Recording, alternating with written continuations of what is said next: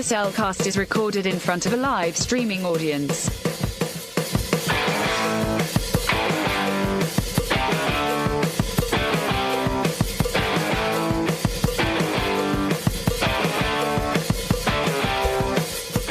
Hello and welcome to another episode of The Cellcast.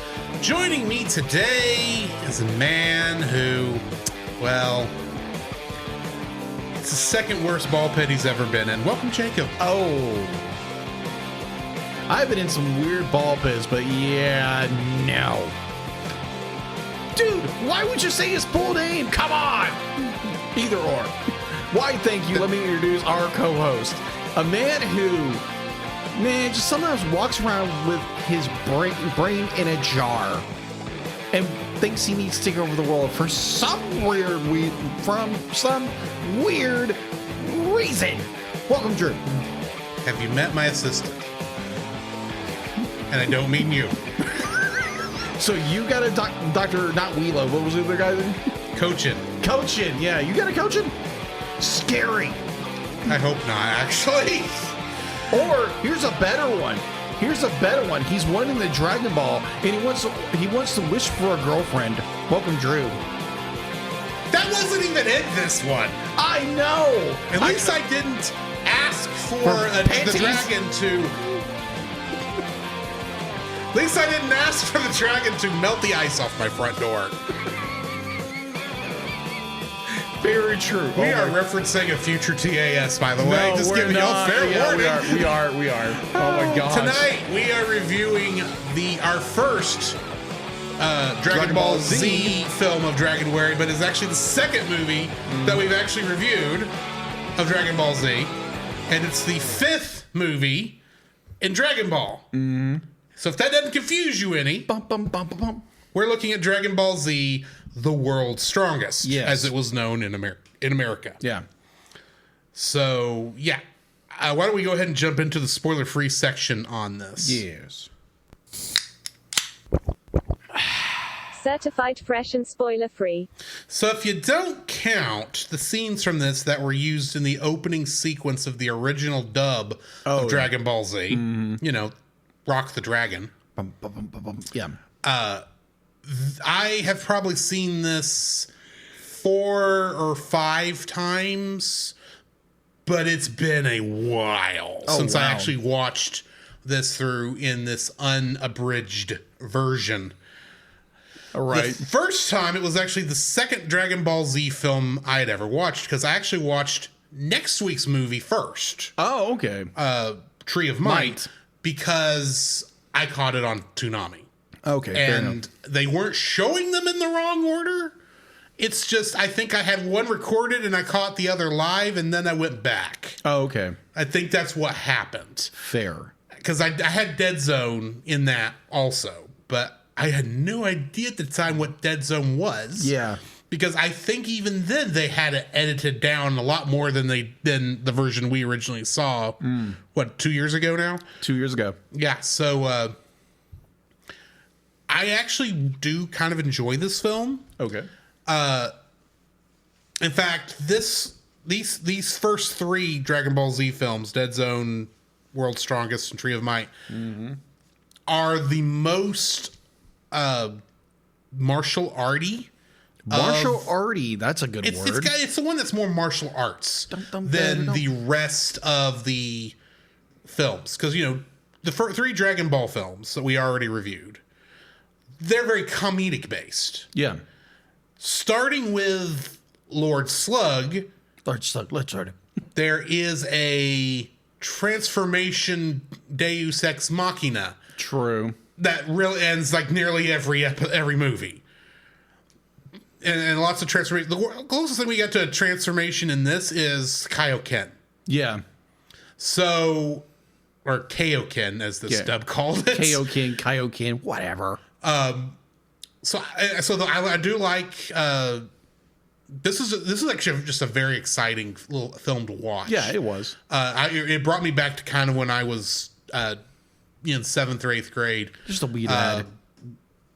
Watching this and just in those last throes of I wouldn't say childhood, but adolescence. An adolescence before, ooh, I'm a grown-up. I need to be watching grown-up things. That didn't last long. Yeah, that didn't last long either. That didn't last long at all. No. But, I think everyone kind of goes through this. Like, you like cartoons. Mm-hmm. You like anime.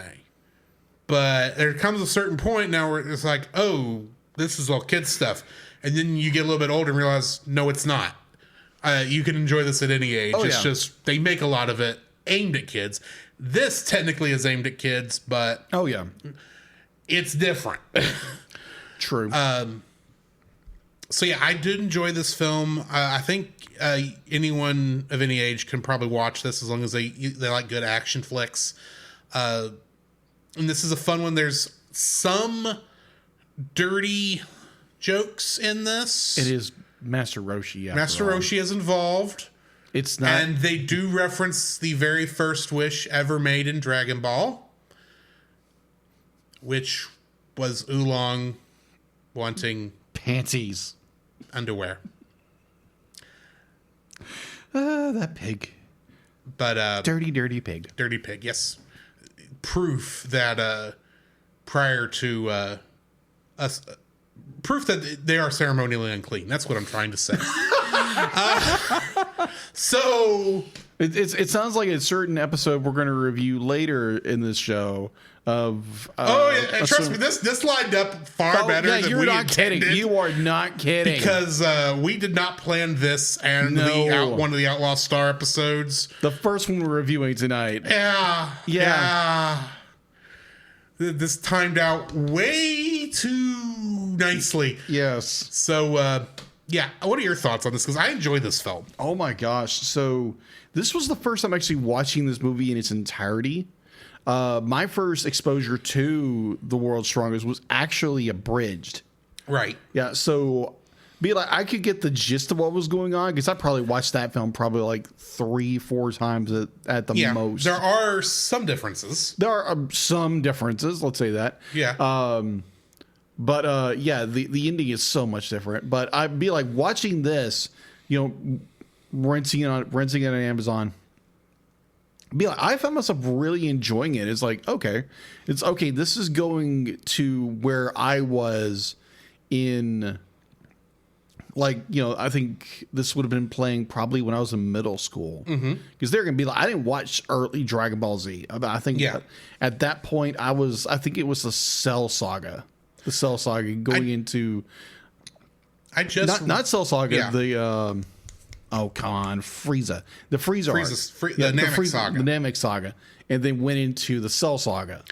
I just realized something. Those first viewings I did of this and the other two Dragon Ball Z, The World's Strongest and Dead Zone, those first viewings I had were probably the AB group Ocean Dub. Oh, probably. Because that's what was on TV at the time. Oh, okay. So this may actually be the first time I'm watching the Funimation dub in its entirety. Oh. Maybe twice. Wow, okay.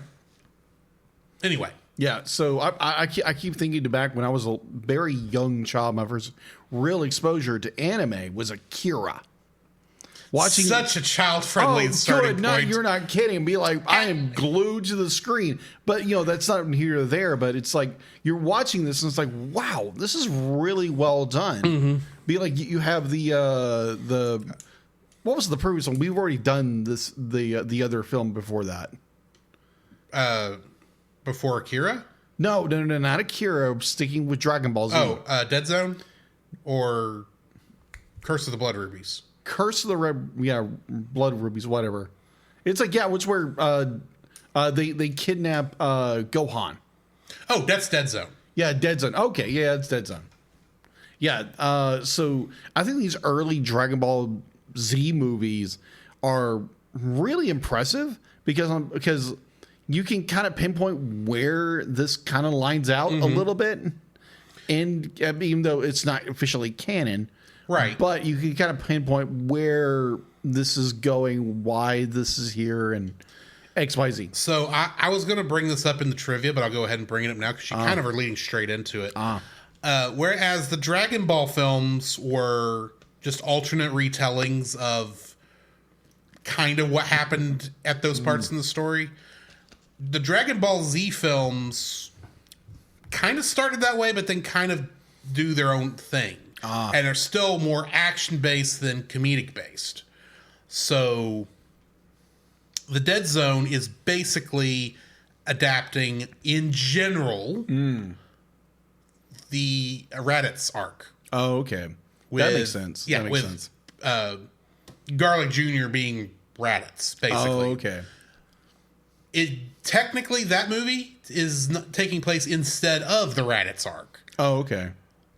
But then this is in different. Each one of these movies is kind of in a different timeline, unless they're direct sequel. And in those, and generally the TV show up to that point, right?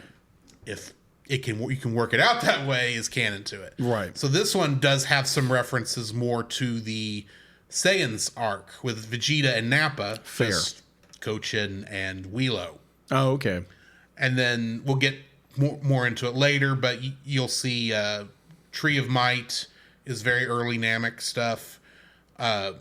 Cooler is very Cooler Frieza saga. Very Frieza saga. Very. So on and so forth. Yeah, exactly. We can touch on that stuff as we go. Don't ask me what Broly is. Broly's his own beast. Let's say that. I think Broly is supposed to be Cell.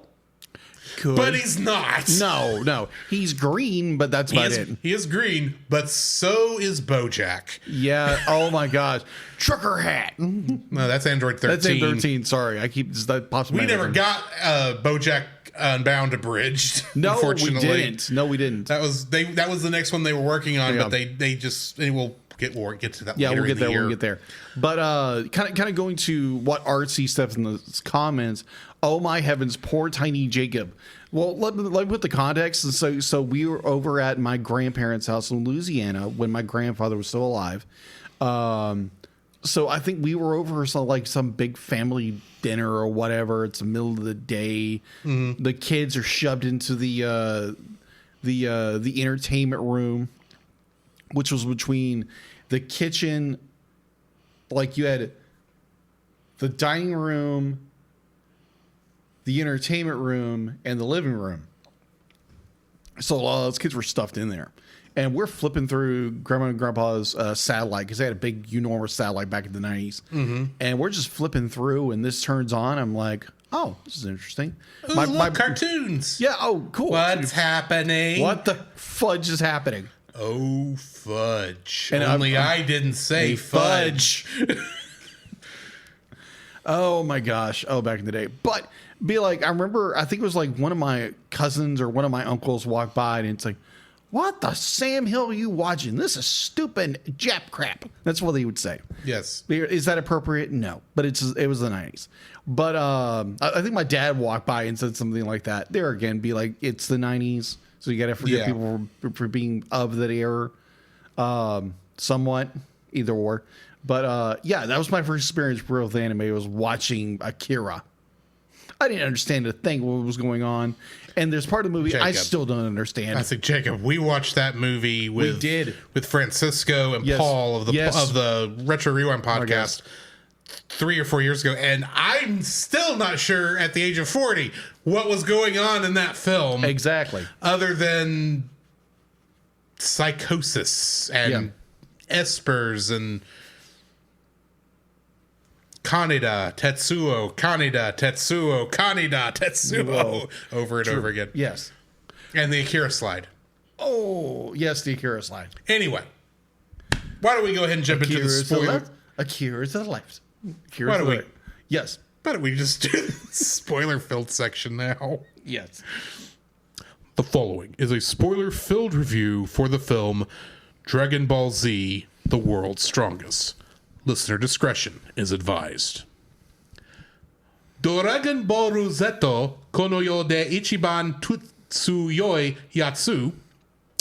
If you get that right, that's impressive. Literally, Dragon Ball Z, the world's strongest guy. World's strongest guy. Okay. That's what they called it. I've decided for these Z films, I am going to try and use and say the Japanese name, because we get to some really weird names when we get to things such as Cooler and Broly and all that kind of stuff.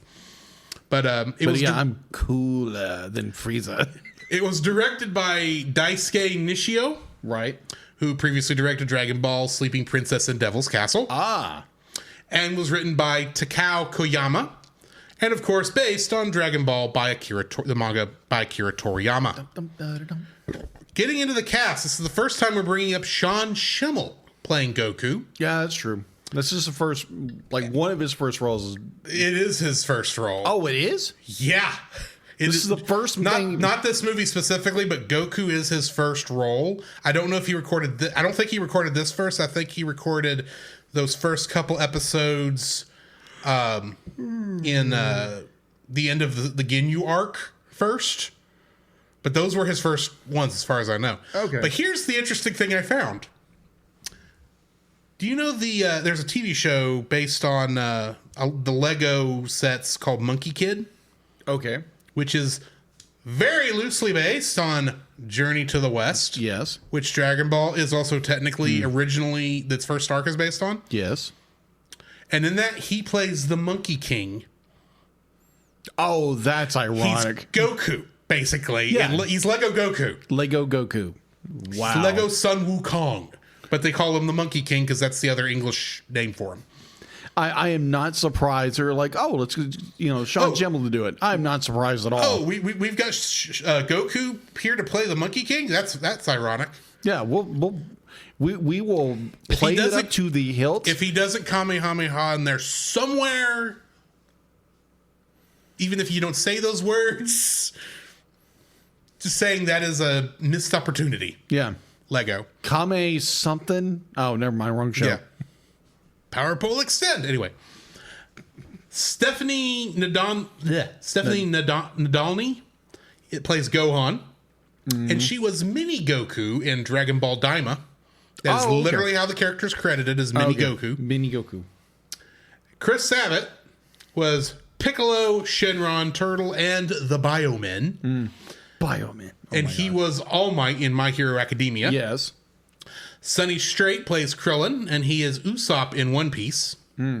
Tiffany Vollmer played Bulma, and she was Betsy in Detective Conan. Brad Jackson played Oolong, and he was Yajima in Detective Conan. Cynthia Cran played Chi-Chi, and she was Botan in Yu Yu Hakusho. Okay. Master Roshi was played by Mike McFarland. Okay, here's a fun thing for those of you at home. Between Chi-Chi and Master Roshi, I switched which names, the order of the names. Yeah. Because I was doing actor's name and then character names, and then for some reason I get to Roshi and I decide, I'm now using character names first. Oh, wow. Anyway, Master Roshi was played by Mike McFarland, and he was Makoto Hyuga in Evangelion 1.0 You Cannot Advance. Oh, who did he play again? Makoto Hyuga? Makoto. Okay. I wasn't quite remembering who that was. Yeah, but a named character in Evangelion's got to be a major character of some kind. Oh, okay. Dr. Cochin was played by Troy Baker, and he was Booker DeWitt in BioShock Infinite. Dr. Wheelo was played by R. Bruce Elliott, and he was Richard Moore in Detective Conan. Kishime was played by Chris Rager, and he played Veldora Tempest in That Time I Got Reincarnated as a Slime. Oh, okay. Miso Katsun was played by Robert McCullum, and he was... sorry, I jumped one. I'll come back to it. He was Rainer Braun in Attack on Titan. E.B. Furia was played by Matthew Tompkins, and he was the narrator in The Galaxy Railways. Oh, okay. And our narrator was Kyle Hebert, who played Big the Cat in Sonic Racing Crossworlds. Oh, okay. Kingdom Hearts connections. 4. That are not repeated from the last two episodes. That are not repeated? That are not repeated from the last 2 episodes, with the Wow. exception of the obvious one. 4. You're saying 4. I'm saying 4. Any other guesses before I give it away? In the chat. Yeah. Anybody? Anybody? 3, 2, 1. The answer is 3. Oh. And they're all, and one of them is, of course, Akira Toriyama, Fair. creator of Dragon Ball, and the illustrator of the heroes from Dragon Quest. I am going to say that one every time. That one's warranted. I'm skipping the other ones because this is going to get a long list very soon. Yeah. Kyle Hebert, who is the narrator in this, is Ryu in Super Smash Bros. Ultimate. Oh, okay. And Sean Schimmel, who is Goku in this, is the voice of Lucario in Super Smash Bros. Ultimate. Oh, okay. He's a Pokemon who does Kamehameha attacks. Oh my gosh. I do remember something about that. People were talking about that. One day we will get back to doing the Pokemon movies, which means we will get to the Lucario movie. And I don't know if he's doing it there. I say like we're going to do that. I have not been in a big hurry to do that. Fair. So yeah, that's what I've got in cast list. What we got in info and stuff? Okay, so info and stuff. IMDb has a 6.6 out of 10. Rotten Tomatoes has a 67 audience score. You can be able to watch it on Amazon Video for $3.99. Mm-hmm. I'm fairly certain you can probably find like a DVD copy of this. You're probably more likely to find the Blu-ray double pack of this with, I think it's with the Dead Zone. Oh, okay. Is what the Blu-ray double pack is. Gotcha. Assuming it's still in print. Yeah, assuming. Because a lot of the Funimation stuff that has not may not still be in print once they switch over to Crunchyroll. Possibly. All right, so it was produced by Toei Animation, distributed by Toei Company. Runtime was 58 minutes. Again, it was a little shorter than our last film. A little, like 2 minutes. It's rated PG. Again, this is the early 90s. Mm-hmm. Let's see. Its release date was March 10th, 1990 in Japan. Its second release was on May 26th, 1998 by Pioneer / they were using the Funimation dub cast to do it. Well, Pioneer may have been correction. I'm sorry. AB group. Sorry, Ocean Group. Yeah, let me back up. I misread that. It was Pioneer with assistance from Funimation, but they were using the Ocean dub cast. Mm-hmm. Basically, what happened with that, and this was true for Dragon Ball Z at the time also, is that Funimation had the rights to distribute, but they had no way of actually doing the dubbing. Yeah. They contracted with Saban Entertainment to help them do this, and then Saban contracted the Ocean Group out of Vancouver to actually record the original dubs of Dragon Ball Z. Yes. Then Funimation got the money to actually figure out how to do it themselves, record it themselves, and started hiring out of Dallas, Texas. Yeah. All right. Sometime in the middle of the Ginyu arc. Somewhere.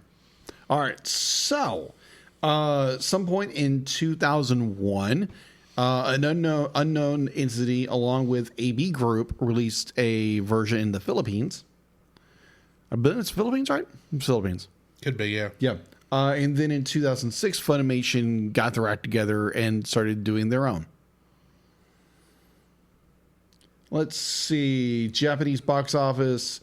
The film sold 2.7 million tickets and earned a net distributor rental rate income of 1 billion yen. Mm-hmm. At home release, this is for strictly United States and English dubs. It was on VHS and DVD in the United States on May 26, 2018, with an English dub produced by Pioneer Entertainment, associated with Funimation. Pioneer dub used the original Ocean production voice actors from the TV series. Since then, Funimation has released the Ocean dub of the film on the Rock the Dragon Edition DVD set on August 13, 2013. It has 52 edited episodes of the television show, including 2 edited films of The Dead Zone and The Tree of Might, as they aired on Toonami. Once their sublicense expired, Funimation also released the film on DVD on the Ultimate Uncut Edition on November 14th, 2006, as part of the film's set subtitled First Strike, also containing the Dead Zone from 1989 and the Tree of Might from 1990, with completely new dubs done by Funimation's new voice cast. It was later re-released. It was re-released in an enhanced 5.1 surround time mix. The film was re-released on DVD in remastered thin pack. That's what I meant to say. Pack, because it is like K instead of a C. Mm-hmm. So it threw me for some reason. Thin pack collection on November 1st, 2011, containing the first 5 Dragon Ball Z movies, was released on VCD in... I am drawing a blank on how to pronounce this word, so I'm going to skip it. And Point to it. Malaysia. Thank you. I was doing so good, and Malaysia went, how do you say that? Fair enough. Either or. While AB Group's English dub aired in television the Netherlands, the UK, and Ireland, as well as seeing a home video release on VHS and DVD in some of the formerly mentioned countries. Both dubs use Toei's official English title rather than Funimation's title until recently.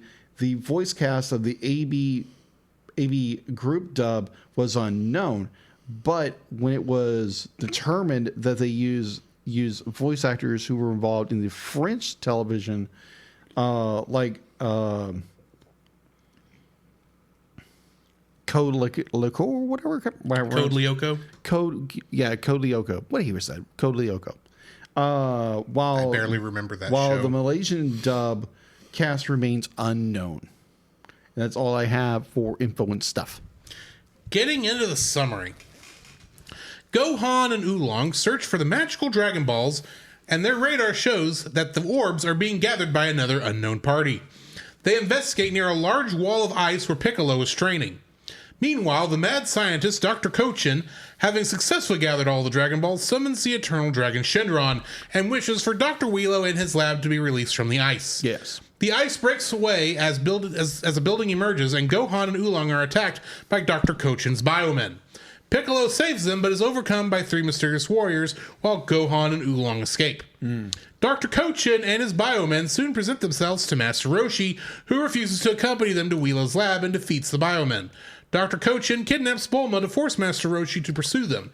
At Wheelo's lab, Master Roshi is forced to fight 3 bio-warriors, but is swiftly defeated. Bulma discovers that Dr. Wheelo's mission is to obtain the body of the strongest warrior on Earth to become the host for his brain, which is currently separated from his deceased body and kept alive by his advanced technology. Bulma informs him that Goku will undoubtedly be coming to rescue them, and he is much stronger than Roshi. Meanwhile, Goku learns of the situation, arrives at Dr. Wheelo's lab, and is confronted by Miko Katsune, Kishime, and Ebe Furia, Dr. Kochin's 3 bio-warrior henchmen.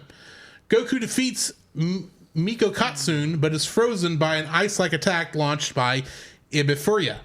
Gohan and Krillin arrive to help, but are no match for Kishime. Okay, before I go much farther, I'm going to call an audible. Okay. We are not going to use the Japanese names. Okay. For these, because I'm not going to remember them. Probably not. We're going by... Oh, no. Electrocutioner. Of course. Bouncy Butcher, and Freezer. Of course. Because that's easier to say. It's for us English speakers. Of course. So I'm going to back up a little bit. Oh, okay. Meanwhile, Goku learns of the situation, arrives at Dr. Wheelo's lab, and is confronted by... the Electrocutioner, Bouncy Butcher, the Electrocutioner, and Freezer. Dr. Kochin's 3 bio-warrior henchmen. Goku defeats Bouncy Butcher, but is frozen by an ice-like attack launched by Freezer. Gohan and Krillin arrive to help, but are no match for the Electrocutioner. Poor Krillin. Goku breaks free from ice with his Kaioken technique, defeats the 2 remaining bio-warriors, and confronts Dr. Wheelo. Kaioken, whatever. Piccolo, who Dr. Wheelo has brainwashed, attacks Goku. Gohan tries to stop Piccolo but fails, causing his anger to explode and shatter Dr. Wheelo's brainwashing device. Dr. Wheelo is stunned by Gohan's power and desires to steal his body instead. He breaks his robot body free from the ice wall, subsequently knocking Dr. Cochin down his shaft, which kills him. Dr. Wheelo attacks and overwhelms the fighters, leaving only Goku and Piccolo to oppose him. Goku knocks Dr. Wheelo into the atmosphere and begins to form a spirit bomb. Wheelo interrupts him before he can finish gathering the energy, requiring Goku's allies to distract him. Goku successfully launches the bomb, and for the first time, the spirit bomb is successful, and Wheelo is killed. I have so many questions on that scene. Getting into the trivia. Yes. This is the first Dragon Ball Z movie in which Master Roshi actually fights. However, it would be 25 years later before he would fight again in Dragon Ball Z Resurrection F. Oh, that's right. That's right. This movie features the final appearance of the Power Pole, or as it's known in Japan, the Nyobo, which was based off of Sun Wukong's weapon of the same name in Journey to the West. I do like in this film where Gohan does grab the power pole and tries to use it, and it winds up flying back to Goku. Yes, but I have questions which we'll get to later. Gotcha. Involving the power pole. Oh, yeah. Because I know where it was at this time. The villains are named after food from Nagoya. Of course. Dragon Ball creator Akira Toriyama's hometown. Every character is named after food. Yes, that's kind of... Oh, no, not every character. Some characters are named after underwear. That is true. And one character's named after vomit, but we'll get to that when we get there. Right. Dr. Dr. Wheelo in the English dub. I can't say the Japanese name, apparently, even though it's 4 letters. Uiro? Anyway, he's named after Uiro, which is a traditional rice cake. Dr. Cochin was named after the Cochin chicken, a meat especially popular in Nagoya. Kishime, which I called electrocutioner earlier, was named after kishimen, a type of noodles popular in Nagoya. Ebefuria, which was freezer, was named after ebefurai, or fried prawn. And Misokatsun, who I called Bouncy Butcher earlier, was named after misokatsu, which is pork cutlets with miso sauce. Oh. This is the only Dragon Ball Z movie that does not feature any character transforming. That is true. Not even Master Roshi going buff. That is true. That's always cool. Which was always cool to see in the original show. Yes. The Pioneer Entertainment version of this film, Dragon Ball Z Dead Zone from 1989, and Dragon Ball Z The Tree of Might from 1990 were the only pieces of English-dubbed Dragon Ball Z media to ever get released on Laserdisc before the format's death. Dr. Wheelo is the first villain ever killed by the Spirit Bomb. And it would remain that way until the Boo Saga. Oh. Because that Spirit Bomb actually worked. Every other time Goku tries to use the Spirit Bomb, it never works. Dr. Wheelo attempts to transfer his mind... When Dr. Wheelo attempts to transfer his mind into Goku's body, the theme track for Frieza is heard in the Japanese version of the movie. Okay. That is the thing. If you're watching the version that is on Amazon Prime, that is the second English version, which uses the Faulkner score. Oh, okay. And they intentionally used a sci-fi edge to that instead of the original score, which was kind of like the rest of Dragon Ball Z in terms of sound. And that's what I've got for the trivia. Oh, okay. What's your first like for this film? It's just Dragon Ball fun. This is a fun little film. It takes itself seriously, but it doesn't really take itself seriously. And it's just a fun little movie. It'd be like it's like our previous film. It was the Dragon Ball film. What was it called? Mystical Adventures. What we Mystical reviewed Adventures. last. That was fun. That was a fun little film to watch. This is also a fun film. It doesn't take itself way too seriously like some other films do later on. Broly, anybody? Broly.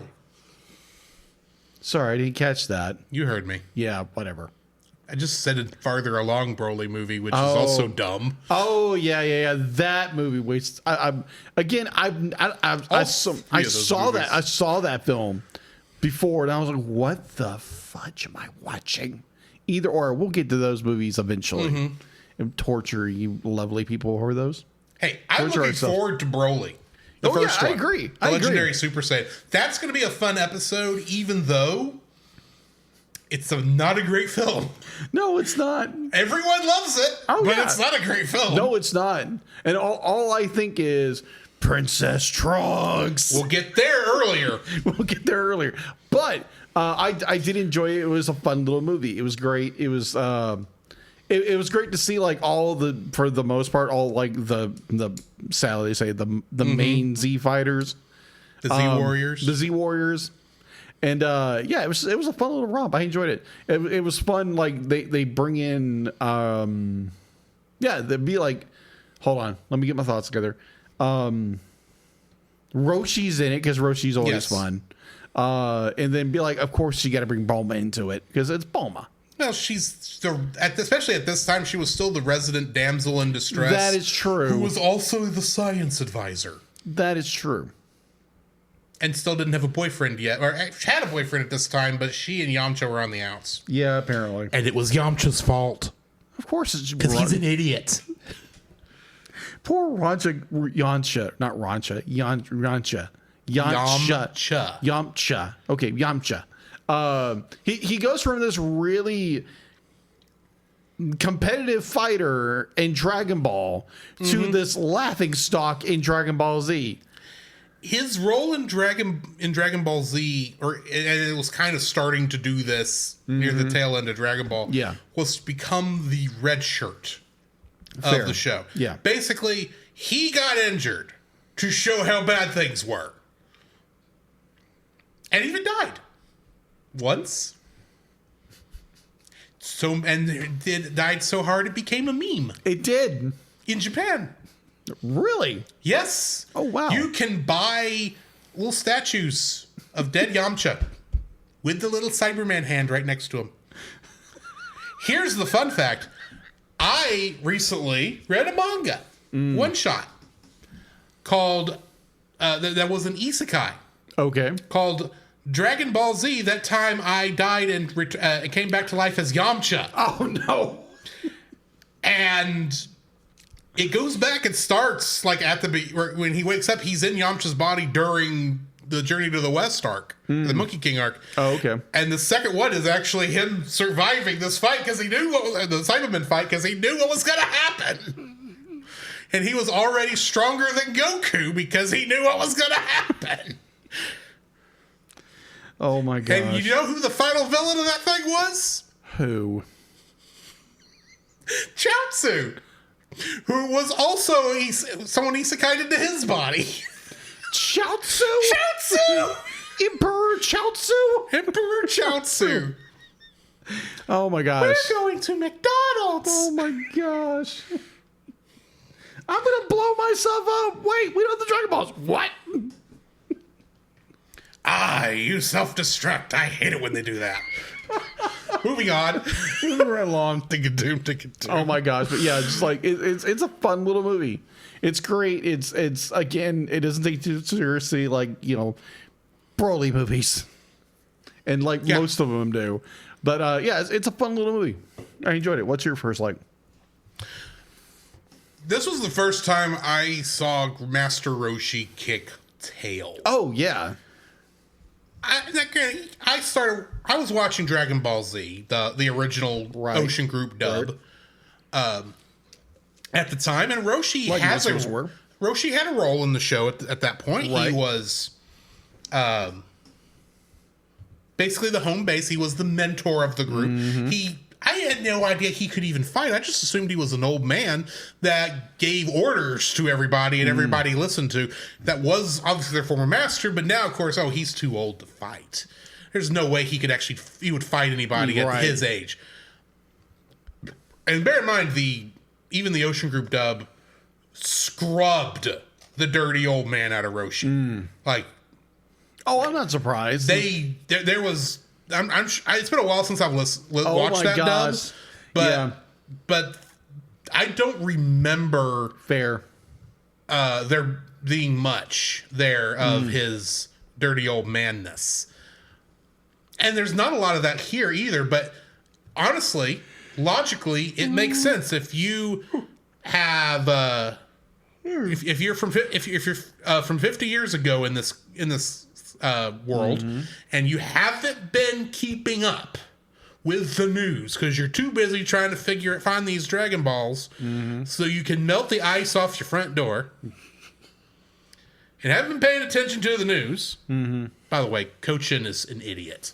I'm just going to say that right now. He could have found 100 different ways to get in there instead of he's a scientist. Finding 7 magical balls that have been used multiple times by this point.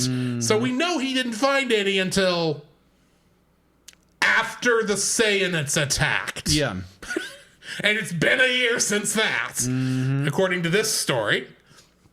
It's funny how Goku is not... Krillin and Gohan and Bulma are not on another planet at this point, but continuity aside. Right. It makes sense that you would think the strongest fighter in the world was Master Roshi. You would think. Because Master Roshi being, he had the Kamehameha attack. He could do all this other stuff. There's not many other fighters at this time who would be able to meet him at that level 50 years ago. You maybe had Master Shen, who was his training partner at the time he would have been young enough, 50 years ago, and probably wiped the floor of all the contestants at those Tenkaichi Budokais that were around at the time. So, yeah, it makes sense you would go after Roshi. He probably was the world's strongest guy at the time. Problem is Goku's here. That is true. Krillin's here. Yamcha is here, and Gohan is here. Piccolo is here. To quote Dragon Ball Z Abridged, Roshi's not even in the top 5 anymore. So, logically, it does make sense that someone who wasn't keeping up with things would want Roshi. True. I could probably and Roshi probably hasn't really moved in all that time period. Kame House has been on that island probably for the most part, except for the few times he's maybe gone elsewhere, but that seems to be the home island of Roshi, of the Turtle Hermit. So, yeah. And then you actually get to see Roshi really go to town on both the Cybermen and, even though he eventually loses, the 3 Bio Warriors. And these fights were so good, all of them are used in the original Dragon Ball Z Rock the Dragon opening. True. So yeah, I had seen Roshi fight in those, I didn't know the context. Exactly. So Roshi showing that showing why he's Goku's master. Yes. In terms of martial arts. And why he's so revered by everyone in the group, even if he's not maybe the strongest guy anymore. But we get to see why people would think that of him. And I kind of like that. And it is kind of sad we never get that again. Yeah. After this point, until first Resurrection F, and then in the Tournament of Power arc at the end of Dragon Ball Super. Oh, okay. So, yeah. I like that Roshi kicks tail. Oh, yeah, I agreed. While chasing tail. Moving on. Wow, you went there. I had to at some point. You had to. It's Roshi. He's a dirty old man. Agreed. So I'm going to follow suit. It's the scene that includes Master Roshi when he's introduced in the movie, is where Oolong burns whatever they're having for dinner, and he's getting scolded by Bulma. Fish. Okay. I believe it's fish. Oh yeah, they're on an island. Makes sense. It'd be like be uncouth for him to be cooking pig. Pork? Anybody? I'm delicious. Either or. I'm referencing stuff we can't review yet. No, not yet. Not till after we're done with Batman. Yeah, no, yeah. So stay tuned for that. But It's like, yeah, the scene where he's getting scalded by Bulma, and the house is filling with smoke. And Turtle goes to the door because Master Roshi's busy. And all is like... Busy. Yeah. Hey, Turtle! Be like, can you get the door? I'm busy. I'm like, oh, great. They don't say what he's doing, but he's in the bathroom. Well, you hear him chuckle a little bit. It's like, I mean, he does that anyway. Yeah, it's just like, oh, you dirty old dog, you. But just like the fact to be like he finally comes out and again, be like the first time you're watching this, be like you're watching the abridged version. And it's like, okay, so the dialogue's not there, obviously. I will say that is probably the weirdest thing about reviewing this film is, I'm having to stop and remember, no, that was in the abridged. That's the abridged version. That's not this one. Yeah. Because I keep wanting, because you mentioned Turtle a minute ago, going out there, and I'm sitting there going, I'm sitting there thinking, are you the buyer? If the buyer comes, I'm taking 10%. I need to use this voice somewhere. You do. But I enjoy where Roshi does show up, and he just goes to town in the Cybermen, and... We are Biomen. I'm sorry you left it wide open. I know. Because it's an honest mistake. That's basically what they are. Cybermen. Biomen. In this movie, they're Biomen. They're Biomen. They're not the Cybermen. Not the Cybermen. But, oh my gosh. Oh, this is going to be tough. But either or, that scene's incredible because they're getting, like, you watch, like, what I've seen of Dragon Ball where Roshi as, his character in the Jackie Chung, thank you. It's like, oh, this is freaking cool. Okay, we can see the old man fight. He can actually fight.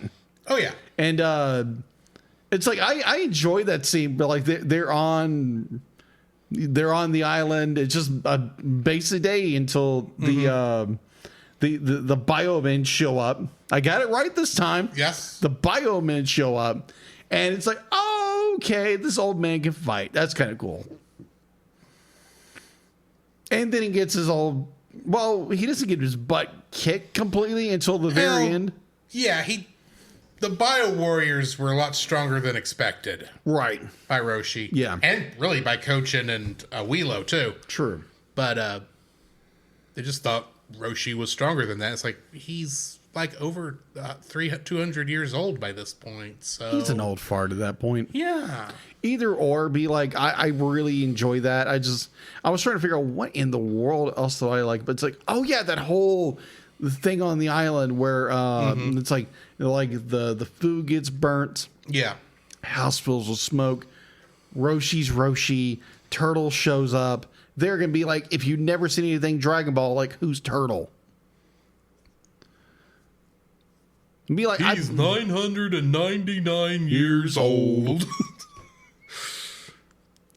I got lost trying to find my way to the ocean because I was going the wrong way and Goku had to take me back.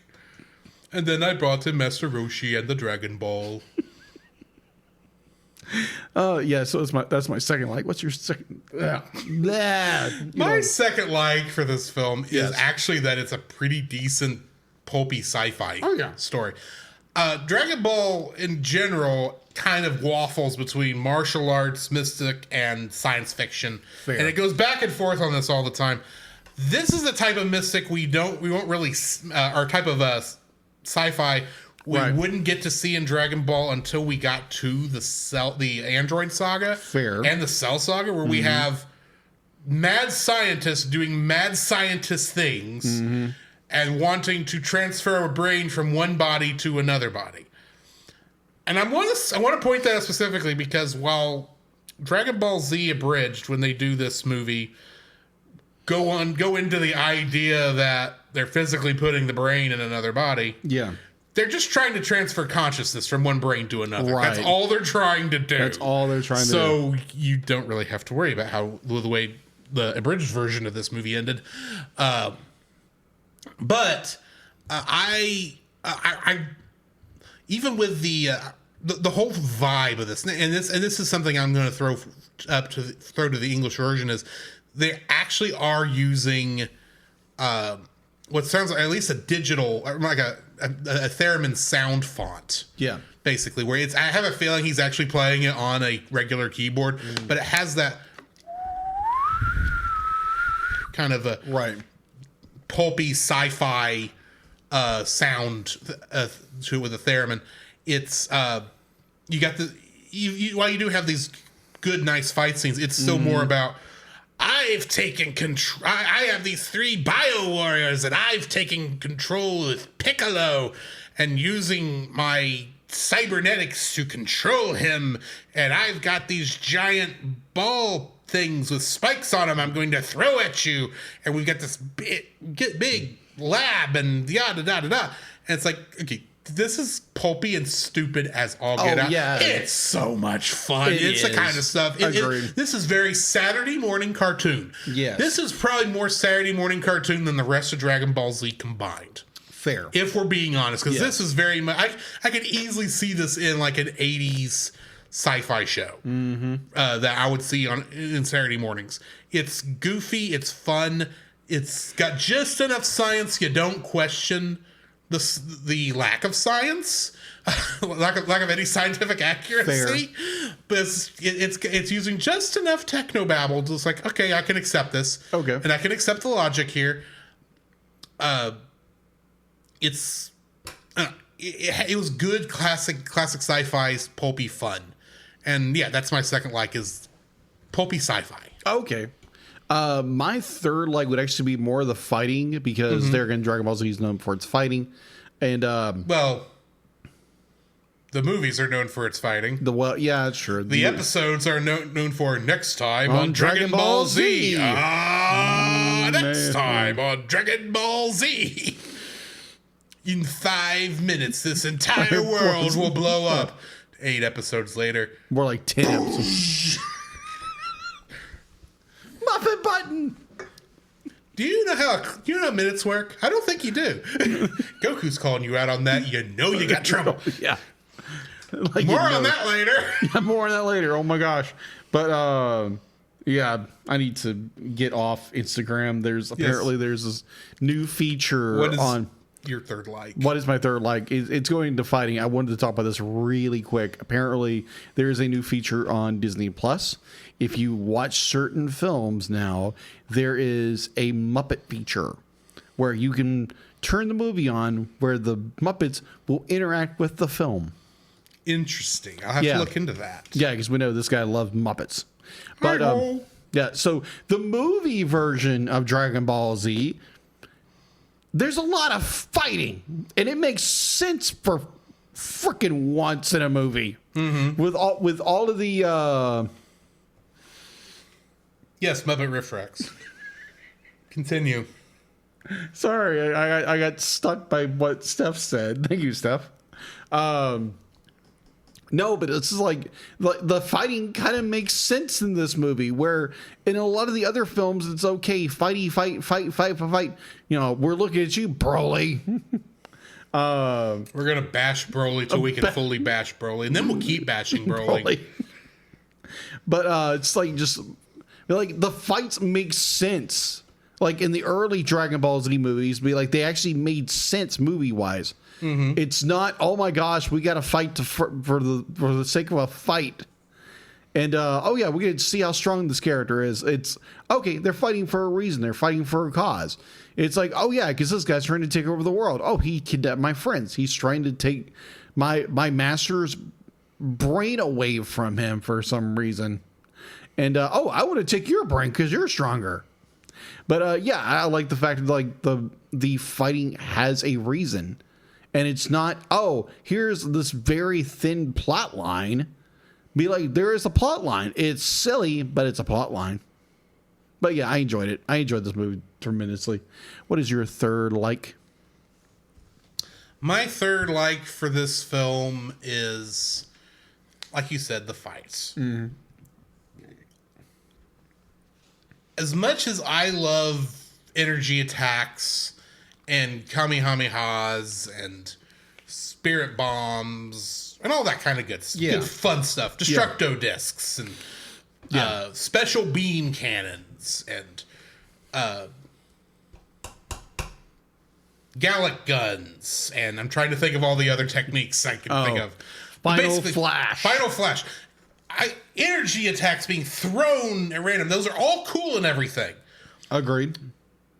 But to a degree, those are very easy to animate, and they're very cheap to animate. Yes. And you don't think about it when you're watching Dragon Ball Z, but to a degree, after a while, gets a little dull. It does. This does not have this problem because there is no Deus Ex Machina. Yes, we have Spirit Bomb, but it takes a while to charge. Yes, we get the Kaioken. Kaio what? But it only gives a slight boost to what Goku does. Mm-hmm. This is actually physical combat that the characters are going through. Yes, they're fighting a character that can fire ice beams and a guy with electric whips that can grow out of his body in a very creepy manner. And you've got, Bouncy Butcher, who's very squishy in a very sort of way. Yes.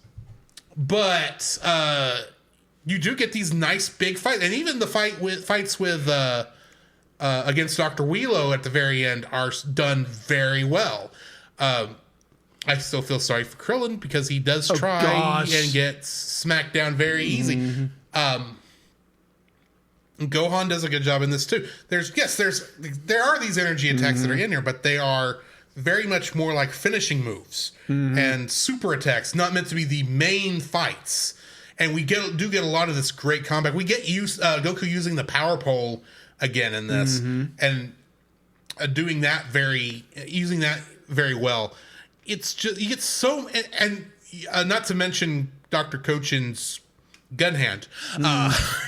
You get so many cool physical combat things. It's fun to watch without and it's not like I said. It's not like the energy attacks aren't fun. Yeah, but a lot of times there are a lot of flash that do some cool things. Don't get me wrong. Yeah, but like I said earlier, I like the martial artsiness of these first three films, and you get to see a lot of it here with lots of punches and kicks and stuff being thrown, and it's just kind of it's very action packed, and they can be very creative with the fights. So, which admittedly, once we get into doing a lot of energy attacks, we lose a little bit of that creativeness in the fights, especially in the filler material.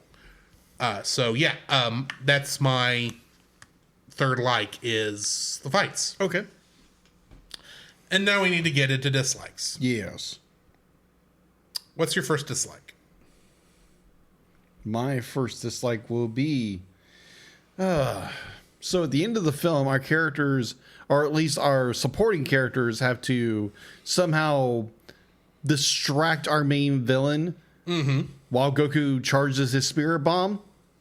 Question. How in the world are they breathing in outer space? That scene makes no sense. I understand they can fly. I get it. There's also a little thing that's okay. Be like, why does the Nimbus show up when Goku can fly now? That makes no sense either. I can answer this. Get out your stuff. I will rebut later. Okay. I'll be like, I will air out my grievances. It's okay. So one, they go into the stratosphere. Above, like everything else above the earth, they are in space fighting Dr. Wheelo in his robot form, trying to give Goku time to build up the spirit bomb. And I'm thinking, wait a minute. Okay, I didn't think a Namekian could breathe in outer space. I don't think a normal human being like Krillin can breathe in outer space. I definitely know Goku or Gohan can't breathe in outer space. So please explain why they're not all blue and floating now. Again, I understand it is Dragon Ball logic. It's a cool scene. We just set it up, didn't think about physics at all, or the fact that our characters need to breathe. But it was just one of those like... I have questions. According to the AI summary in Google, I'm saying it that way so y'all know I could have some of this wrong, but this is the easy way to follow it. In Dragon Ball, Saiyans like Goku and Vegeta generally cannot breathe in the vacuum of space. Like you do. A fact often stated by characters like Frieza and Vegeta themselves, requiring protective barriers or key shields or ships for space travel. However, inconsistencies exist with some scenes depicting them in space without issue, suggesting either dramatic license, early comic gag rules, or that some high-level transformations or spiritual energies, like God Ki, might temporarily circumvent this. But the manga generally confirms they need air, with fights happening at the upper atmosphere where air is thin but present but not true outer space. This, and that goes into something else. My theory comes from Dragon Ball Z Abridged. Okay. Where there's a point, I think, in the the Android Saga, season 3, where they're trying to see where Vegeta is at. Actually, I think it's episode 30 with Marin. Okay. I think they're trying to say, where's Vegeta right now? And he's like up in space, standing out like on an asteroid. He says, "Thank goodness I'm a part of space that has air." I remember that. I get where you're coming from with the air thing. Yeah. That is one of the inconsistencies that I tend to not pay attention to with Dragon Ball, because Dragon Ball's not paying attention to it. Even in the manga, it's not paying attention to it half the time. Of course not. It's just it's we're a thing. going to see a lot of people breathing. We've already seen a lot of people breathing in space.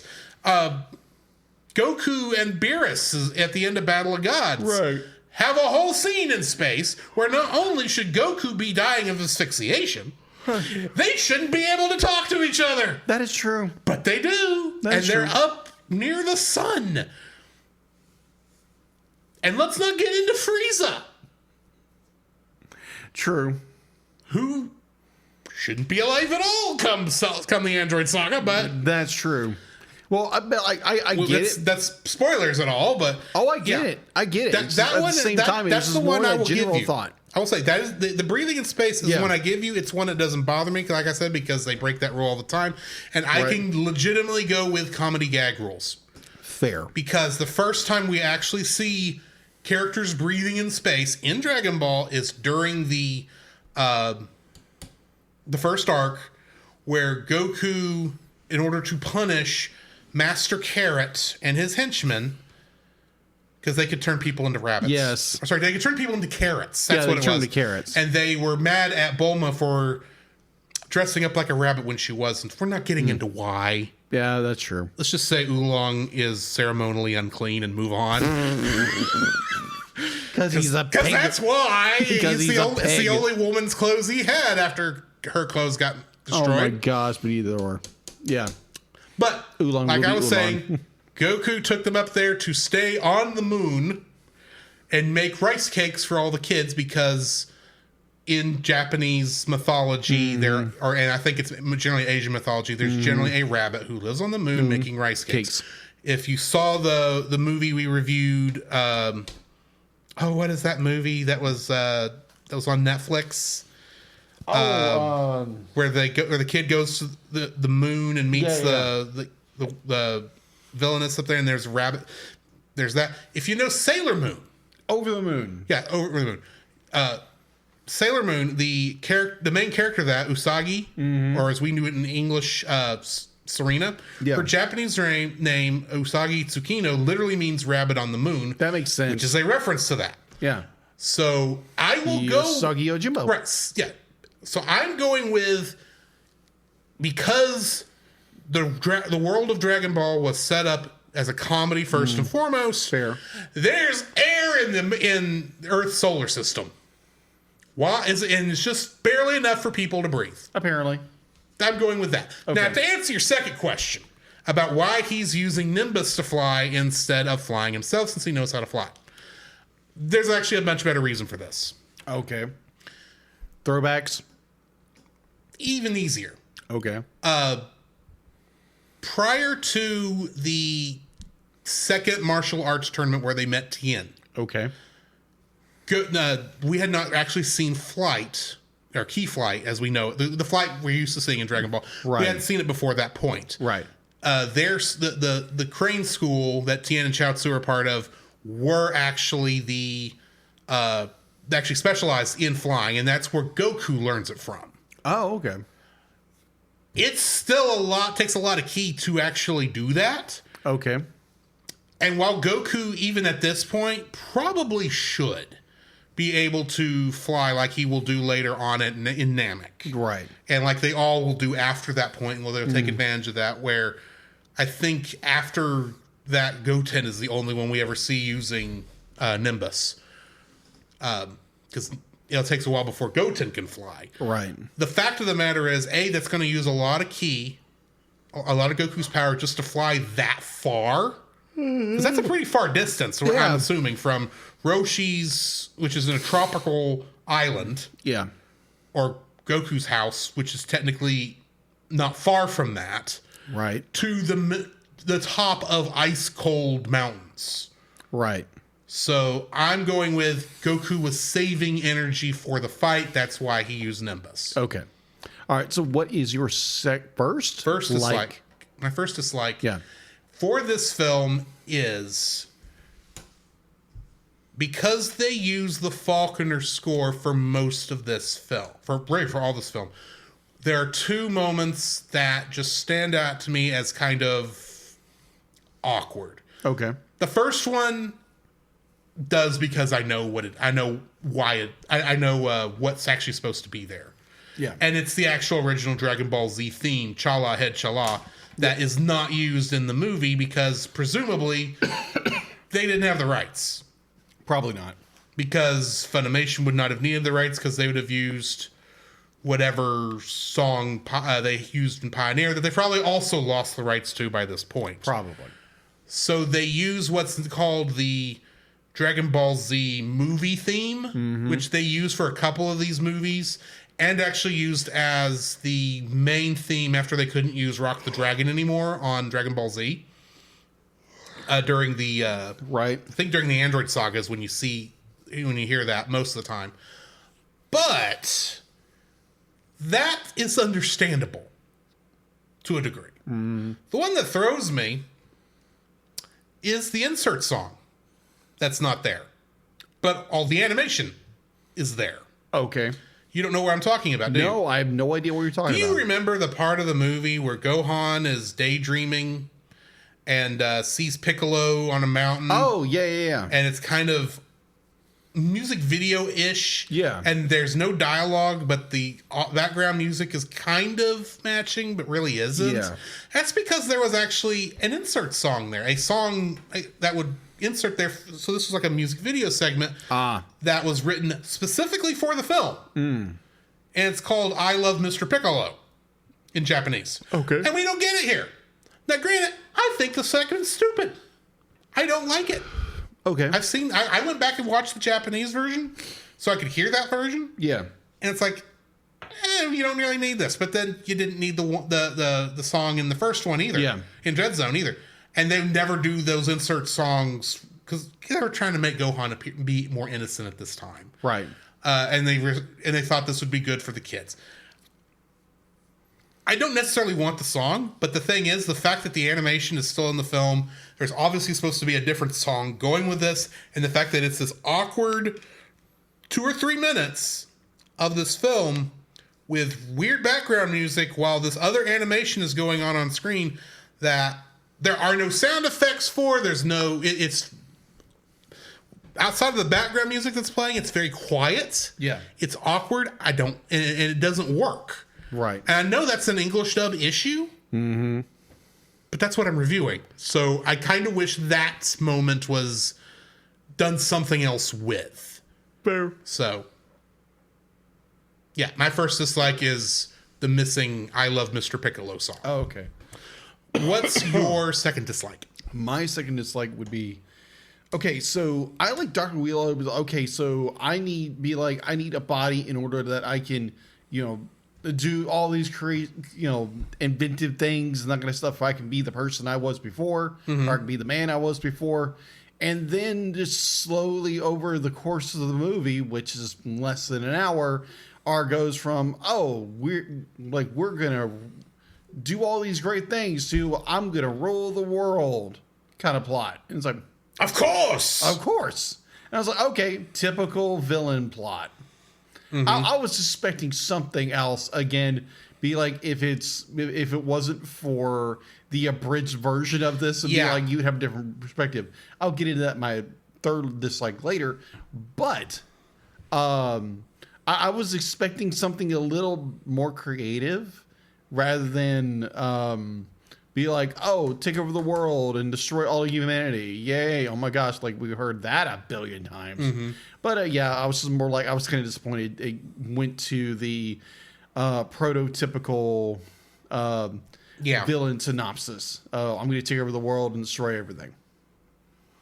If I can't have it, no one will. Kind of thing. So so that is my dislike. So what is yours? My second dislike is very similar. Okay. I am doing my best when reviewing, as we're reviewing the Dragon Ball Z films, that we have Dragon Ball Z abridgments of by Team 4-Star, to not compare them. Because these things should be able to stand on their own without us going, but Dragon Ball Z did. Of course. Or Dragon Ball Z abridged did. Team 4-Star did this a different way that makes more sense. And to a degree, and I'll get into more of this later on when we are doing Dragon Ball Z abridged. Right. I do think that Team 4-Star's version of this does it better. But looking at it on its own, trying not to use that other context, I'm agreeing with you that this actually, the villain's motivation. Well, I do love me a good Snidely Whiplash, mustache-twirling villain. Exactly. Evil for evil's sake. And these are mad scientists who are wanting to do mad science and be evil.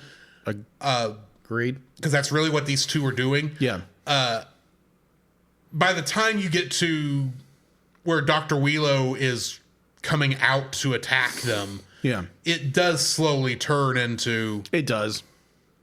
If I can't have this body, then no one can. And going, you have a body. You tell him, hey, I get what you're saying. It's not a human body. I think Goku's body isn't a human body either. Yeah.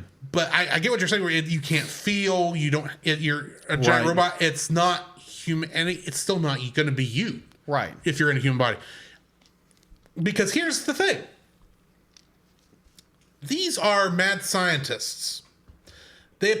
While they appear to have cybernetics as maybe their specialty, they appear to be pretty decent with, in general, mad science.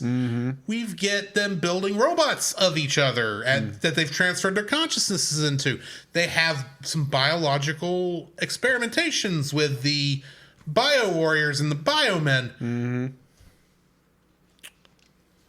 Why don't you, instead of going through all this trouble you're going through to get the world's strongest body, why don't you take some DNA that you probably have on hand, clone your original body, maybe do some genetic engineering to make it stronger and better and faster and all that kind of stuff. You're mad scientists.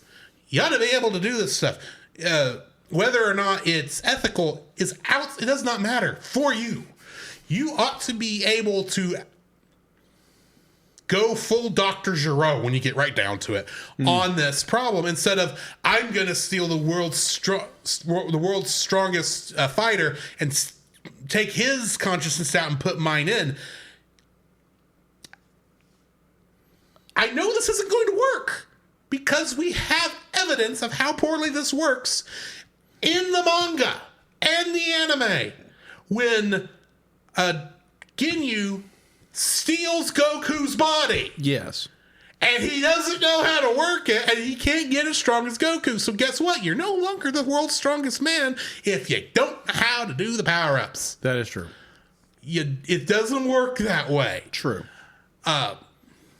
And if it didn't work that way for space aliens who have a lot more evil mad science than you got, it ain't gonna work for you. Probably not. So here's just a wild idea. Be mad scientists. Science the crap out of this problem. Get you a cloned body that's been genetically engineered to kick butt and do that. And if that's outside of what you can do, wait 1 year. Get the dragon radar that Cochin used to melt the ice off of your front door. Go out, collect the 7 Dragon Balls before Goku and the gang can, and wish to have the world's strongest body to transfer your consciousness into. Be good mad scientists, use the pseudoscience of this show to your advantage. You have the capabilities. They have the technology. They just aren't thinking very straight. Well, I would say this. The fact be like, then we wouldn't have a movie problem. Oh, you could still have a good movie. Yeah.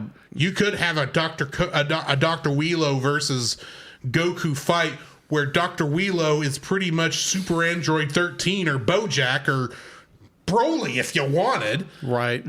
Or Cell, for crying out loud. Right. You could do it. It's been done. This would have predated all that. Right. Why don't you just do that instead of, I'm going to steal a body and put my consciousness in it? Fair. Oh, I agree with you. It's like, I agree with you, but stupidest idea. Yeah, that's true. For your mad scientist schemes. True. But it makes the movie especially since you're going to put it in Roshi's body? Yeah. He's 300 years old. Now, granted, he's functionally immortal. But he's 300 years old. Do you really want to be in a 300-year-old body? Yeah. What's your third dislike? My third dislike, it's separating everything from Abridged. Because, again, my first viewing of this movie was Abridged. So, again, I enjoy the mess out of this film as the original film it is. But there's always these little things in the back of my head. It's like, it's so hard to just take yourself apart, take your memory of watching this film originally as the abridged version and like not criticizing it for being the film it is. And again, I could do that very easily. It was just more in the back of my head. The jokes would keep coming, going, gone. But at the same time, I really enjoyed it, but it's really hard to separate something the first time you saw it as an adaptation of the original. So that's just my kind of a critique. Fair enough. Not even the movie. It's more of my own viewing. It's the fact that the context you watched it in was not the optimal one. Right. For reviewing this film. Right. So what is your third and final dislike? My third and final dislike is Piccolo. Yeah, Piccolo's just there. Piccolo, he's not trying to make himself an ice house. No, he's not. He's out there training. Apparently, he doesn't have a problem with being 90% water in the middle of in the middle of snow. But that's one of those. Like I said, that's one of those things. I let go. It's no big deal. It's great for the joke in the abridged version, but for this, it works. Here's the thing, Piccolo. Or as his full name, Piccolo Jr., the son of Demon King Piccolo. Jr. Gets caught by these biomen way too frickin' easy. Oh, agreed. And gets mind controlled because of that. Yeah. And it takes... And there's so many times I'm watching that fight. Oh, yeah. Between the Z Warriors and Piccolo and going... Guys, do you not see the gold-colored gadget on Piccolo's head? That he's not exactly... Y'all are kind of friends at this point. You're not really enemies. You're rivals. Maybe things are kind of still a little, on edge, granted, but you're still... He shouldn't be attacking you right now, especially should not be attacking Gohan right now. This is not in his character. Yeah. Even at this stage of the game. Here's a wild idea. The thing that's different now might be the reason that he's acting different right now.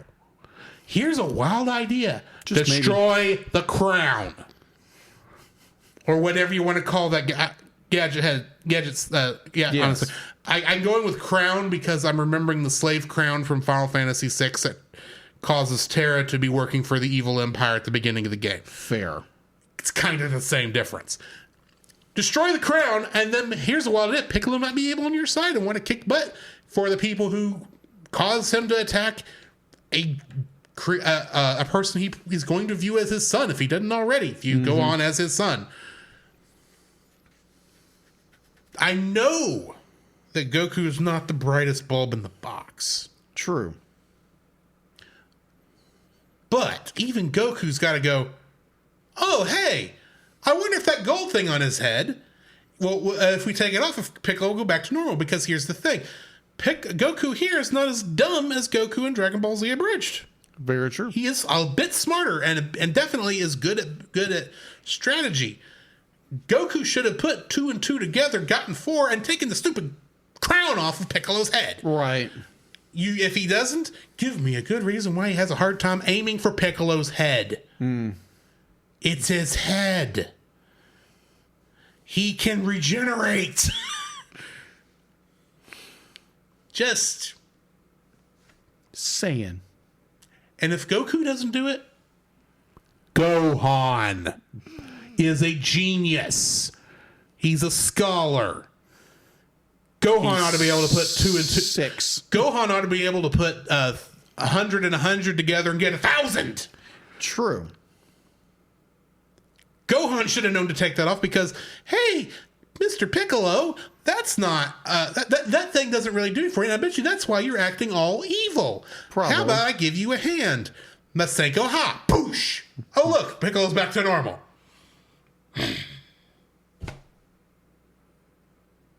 So yeah, I get Piccolo being evil. Yeah, because Piccolo being evil he started off as an evil character. But you had to go through a lot of work to make him evil.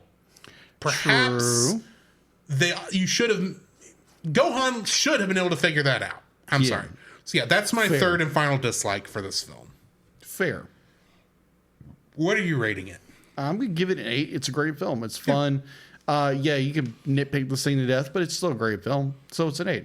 I'm going to give it an 8 as well. And like I said, we are reviewing the Team 4-star abridgment of this later this year. Much later this year, actually, because of the way I've got that ordered. But we still have to finish Batman the Animated Series. We got to finish Batman the Animated Series, and that's going to take us till June or July. I think it's July. Wow. I can actually look that up really quick because I'm going to have to bring this up anyway for next week. But yeah, it's going to take us till mid-July to finish Batman. So, but then we are doing Dragon Ball Z Abridged. So look forward to that. This is one of the last ones because of the way all that happened. But yeah. Up there. Yeah, there it is. Yes. Way down there. It might even be late next year for all I know, but join us for that when that happens. And of course, join us next week for another Dragon Ball Z film as we not only finish up Dragonuary, but also finish up year 6 of the Cellcast with Dragon Ball Z, The Tree of Might, which is not a Christmas movie. Yes. Not a Christmas movie, which means all the villain names are going to be different. Oh my gosh. This is going to be so hard. It's going to be even harder to do that one. So join us next week for that. Pre-Super Saiyan Goku. Our prototype. Oh, that's Lord Slug that you're thinking of. Oh, that's Lord Slug. Never mind. Lord Slug. Sorry. So after... Sorry, King Piccolo. let's do the intermission. Yes. Pay some bills.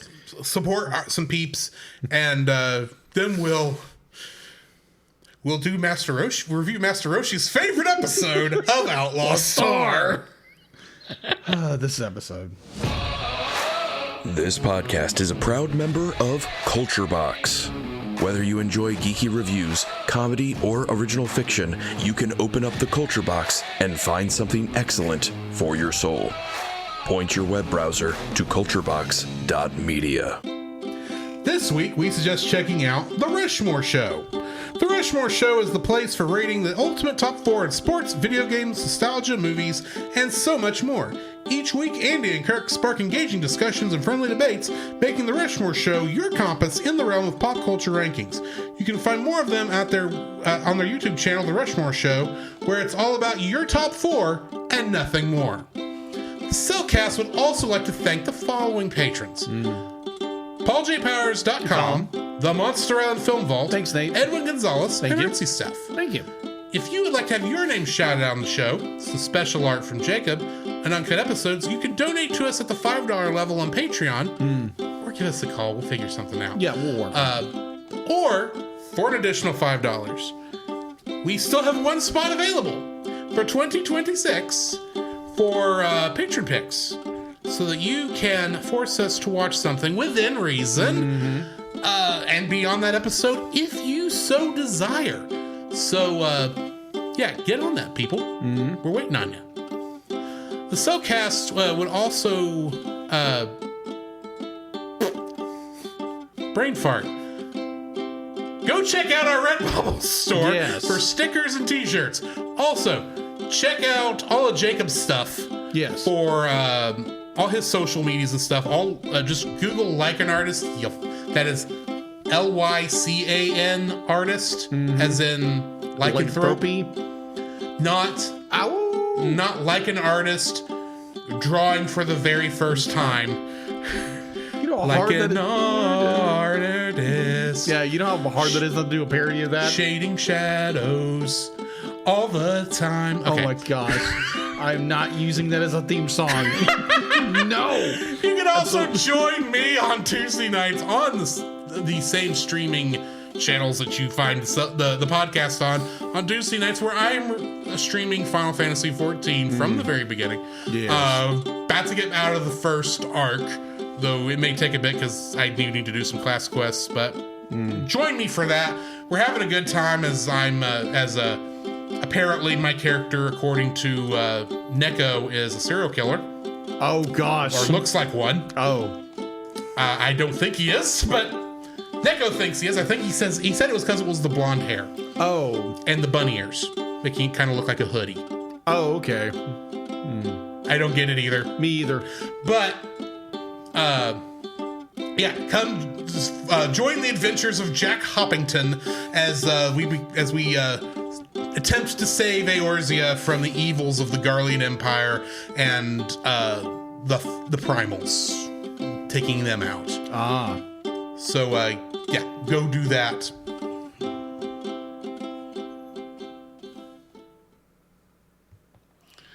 Here we go. Welcome to the future. Transferring to autopilot mode. A place where good guys finish last. I'll make them wish they never. Is he a good guy? No. Is the best defense. Nothing personal, but I'm here to kill you. He's morally gray. Is he gray? Well, he's redheaded. Where one treasure But he's kind of more... He's redheaded with a caster gun. That is true. Oh my gosh. Stupid caster gun. the Galactic Leyline, offering the ultimate power of the universe. Which apparently we know where it is, but we're never told where it's at. We don't need to know where it's at. We just need to know it's that same probe that came to destroy Earth in Star Trek 4 because it couldn't talk to whales. You're not kidding. Oh my gosh. By twist of fate, it has fallen into the hands He's morally ginger. of Outlaw. That's the term now. That's morally ginger. Morally ginger. It's sad because I know a lot of Yes. gingers. See, by that definition, morally ginger must mean He's willing to do whatever they want, but it's generally stupid. Wow, yeah. Outlaw Oh my Star. gosh. Weekdays at 5:30. Time to roll the dice. All playing Toonami. Thank you, Artsy. Hot Springs Planet Tenrei. Oh my We gosh. finally did it, folks. Our very first Hot Springs episode on the Cellcast. Yeah. Thank goodness neither one of us are in the requisite clothing of Tenrei. Yeah. Yeah, no, not happening. Yeah, no. You're welcome, chat room. This episode was, of course, directed by... Well, hold on. Be like, if I was probably about 30 pounds lighter, be like in a lot more shape, I probably wouldn't. I'm still sitting here going, doesn't matter if you were 100 pounds lighter and jacked. That ain't the point. That's not what you are now, and neither am I. You're welcome that we're not dressed in swimsuits on this show Yeah, right you're this welcome. second, especially in this weather. Oh my gosh. Hot Springs Planet Tenrei was directed by Mitsuru Hongo and written by Hajime Yatate. In this episode, the crew of the Outlaw Star take a much-deserved break on the planet Tenrei during Gene's search for more caster shells at their presumed point of origin, Mount Nantai, however you say it. Yeah. On the mountain, he meets three wizards, Ark, Heddle, and Urt, all of whom provide crucial elements about his antiquated weapon. Meanwhile, Toby Jarrah of the Anton 7. That's his name? Yes, and he's of the Anton 7. I'm going to have to go back and look up for this love child of Wolverine and the Joker. He closes in on Gene, but ends up comically beset by the Hot Springs mini traps. Of course. And while that is what I was able to pull from this summary, I'd like to also point out there are tons of naked shenanigans in this episode. You are not kidding. Trivia. When Ark meets Gene for the first time, he distinctly mentions his red hair and caster gun. This is a reference to Juji Goda, the protagonist of the manga author's previous manga, Space Hero Tales, which this is technically a sequel to. Oh, that makes more sense. Which I was took like, place what the in crap the... am I- Are they talking about some prophecy or something like that? It's like, oh, okay, it's a reference. Which Okay, took never mind. place to the fixed star era of of this universe. Oh, okay. Like Gene, Goda is a redhead and wields a spell gun, a weapon used by a caster. Oh, okay. A small figurine of a pirate flies out of a barrel when it hits Toby Jira. This is a reference to Tomi's Pop-Up Pirate, a children's game which originated in Japan. Oh, okay. Interesting. When Aisha is being carried by one of the resort staff, her sleeves are the same color as her skin, as a bit of a art issue. Yeah. And lastly, when Outlaw Star originally aired on Cartoon Network's daytime version of Toonami, the network's block for action cartoons, mostly imported from Japan, though there was times Toonami aired reruns of 1980s American action cartoons, such as the original Thundercats and G.I. Joe, A Real American Hero. In 2001, this episode was skipped. I wonder due why. to the excessive nudity and sexual humor and content. 3 years later, when it aired as part of Cartoon Network's Adult Swim block, which was dedicated to animated series rated TV, PG, and over, the same edited run of Outlaw Star aired, and once again, Hot Springs Planet Tenrei was skipped over. It wouldn't be until 2018, which was some years after Toonami became a part of Adult Swim's block, after Toonami had been discontinued in 2008, that Adult Swim would finally air Outlaw Star mostly uncut and uncensored. Mostly uncut? And includes this episode, albeit with one single edit. I wonder where. The scene of Aisha flailing in the hot spring, standing up, and leaving while ranting that the hot spring isn't hot enough for her, Yes. had her chest area digitally Altered. we'll say. Conversely, Cartoon Network's UK channel, back when Toonami was on in the daytime, did air this episode, but the editing to remove the sexual content and nudity from their version was so extensive that the episode was too short to air in its time slot and was shelved. Woof. I, believe it or not, kind of liked this episode. Okay. Not because of the sexual content. Oh, okay. It's like, you pervert. That had nothing to do with it. Those stuff could have been found more, shall we say, innuendo-esque ways to handle those jokes if you still felt the need to include them. Fair. But the rest of this episode is very slapsticky comedy that this show has needed for 10, 15 episodes now. It has. And it's like the animation budget for this episode, it looks like it's 3 times what the last 5 episodes were put together. And then you watch the next episode.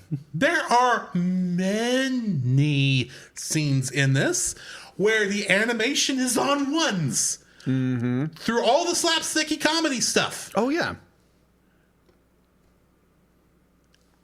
And yet, no one in America watched this until 2018 unless they had the DVD or Blu-ray. You have the DVD, if I remember do correctly. have the DVD. And this episode is fully on there without any issues. No edits whatsoever.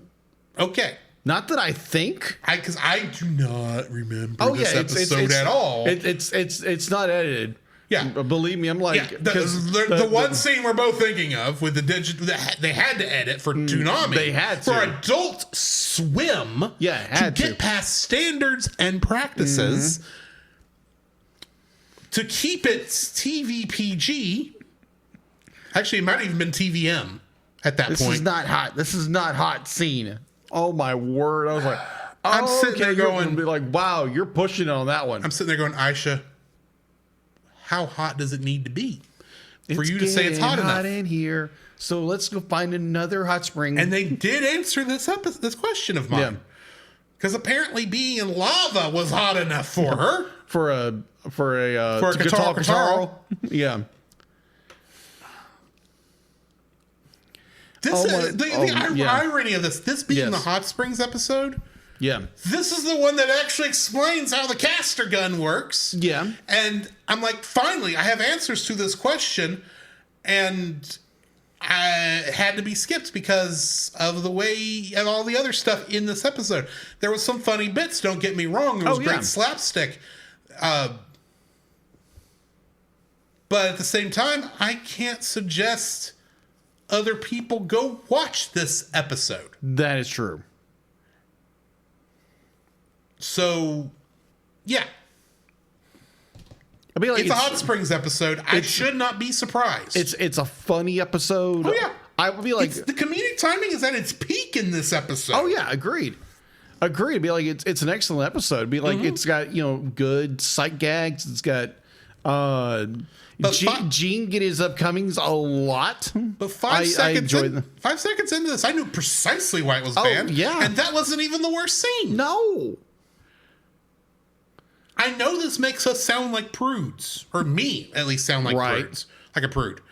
And I am a bit prudish. I will admit it. Okay. And we've brought this up on the show before with Ninja Scroll and Oppenheimer. Oh my gosh, yeah. Oh, my Ninja Scroll. Those were within the same 2 weeks. That's why I combined them. Okay, that makes sense. Yeah, when we reviewed it. Right.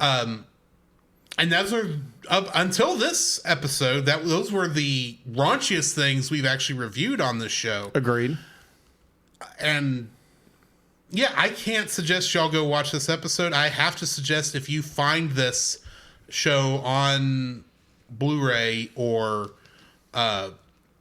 it actually ends up streaming again somewhere, I'm going to have to suggest you skip this episode. As much as I like the comedy, as much as I appreciate some world building that's in this episode, right? I have to suggest you skip this episode because it gets too raunchy. It gets graphic. It's very graphic. Yeah, there's no way around getting away from the nudity, the sexual innuendos, the fact that there's a scene where Jim goes sliding down and then he gets berated by all these women wearing bikinis, and it's just like, oh my gosh, it's okay. It's like, he's 10. He's 11. He's 11 years old. Whatever. He's a minor. Yeah. Those ladies should be leaving him alone. Yes, agreed. I just like overall be like, I enjoyed the episode. I really did. And I was more shocked. He's like, oh my gosh, this is actually funny. This show went where it needs to be for a change. Artsy, don't read too much into what we said. Nothing actually happens. Nothing ever actually happens. It's all sight gags. Yeah. It's not even serious. It's not even sexual harassment. No, absolutely not. There's other things in this that would be construed as sexual harassment. Right. But this is not one of those jokes. Yeah, it's all based in comedy. That's all it is. So be like, yeah, if you have a not a disdain towards nudity or sexual endos, I mean, probably would not recommend watching this at all. Now, if you're more of a purist and you want to watch all of Outlaw Star, go ahead. You got to watch it. You got to watch it because it is a funny episode. It's funny. That's the sad thing. This is a funny episode. It's well done for what it's doing. It actually does it excellently. Yeah, it's just more of like a word of caution. It's just a word of caution. There is not just innuendo-ish nudity. There is full frontal nudity. Yeah, it's all over the place. Now, I'm going to be like, I don't share Drew's prudeness towards nudity, like artistically. I think it's God created us in the nude, that we were born in this world without clothing. But I don't be like the over sexualization of the human form. Be like, yeah, we shouldn't do that. No, but bear in mind when I say I'm against nudity, I have. For artistic purposes, I've been in a class where we had to draw nude. Yeah, same. I was admittedly embarrassed to do it at the time. I recognize the need, and if we're talking about scientifically and objectively, and unsexually, I can do that. Yeah, I have nothing against that. Right. There was everything about this was sexual in this episode. Oh yeah, where that stuff was. Everything. There is not an there's not objective. There's nothing scientific. Not like you're looking at schematics or a diagram or something like that. That's not what's in here. When I say I'm a prude, what I am saying is I would prefer not to see that in my entertainment. Fair. That is fair. Like artistically, it's okay. I can look at nudity. It's okay. I can see the how they designed it, lighting, everything. I can appreciate that. I enjoy that stuff of art. It's just more be like this episode. There's nothing really going. Be like even the point where Gene is getting rolled over by snowballs. Yeah, is funny. But the fact that there's so much of this in this, be like if you do have not a disdain, but more of I don't want that in my life. Yeah. Be like that might cause you to sin and stumble. Which is what I'm trying to stay away from. Yeah. So I did watch this fully, and when I realized what was happening with Aisha, I'll admit to you, I held my hand in front of my face. That's fair. So I did not have to actually see it, but I was aware what was going on and how detailed the drawing was. Yes.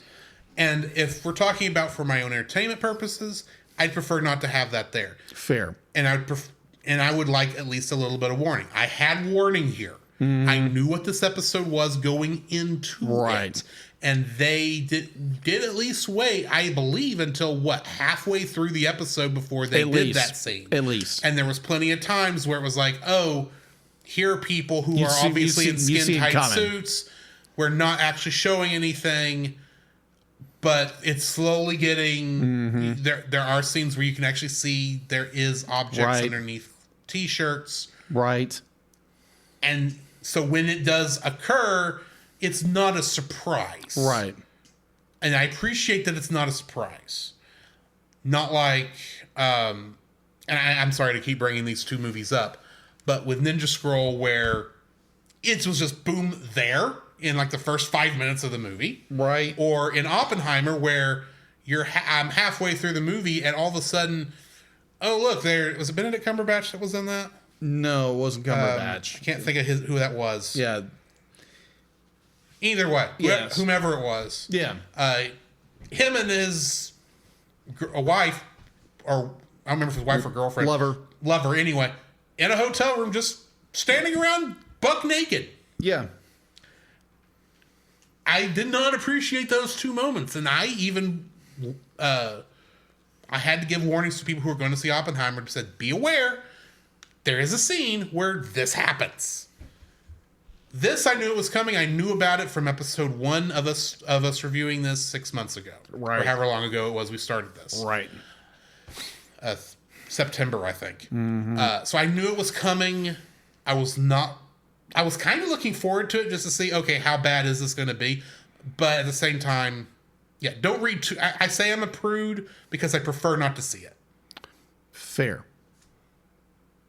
But I do appreciate the artistic side of things as well. Yeah, overall, it'd be like, it's a good episode. There again, if you don't want that in your life... Yeah. And if you're looking at a person who doesn't care, watch it. This is just a discretion. Yeah. That's all. There's a lot of this show, I think we would feel safe saying teenagers could watch it at least. This episode is not one. Okay. That's my thoughts. All right. If you disagree, I understand. I'd be like, I don't disagree with you. Yeah. I don't. Either way, yes. I think we've gotten awkward on this without meaning to. A little bit. So why don't we go on? Let's get into the let's more... go on to the next episode where... That's more serious and a lot more awkward. Because, by all technical accounts, our dude, our Wolverine Joker love child did not die in this episode. And he does come back in the next one. He does. But yeah, next episode, Cutting the Galactic Leyline. Directed by Mitsuru Hongo and written by Hajime Yatate.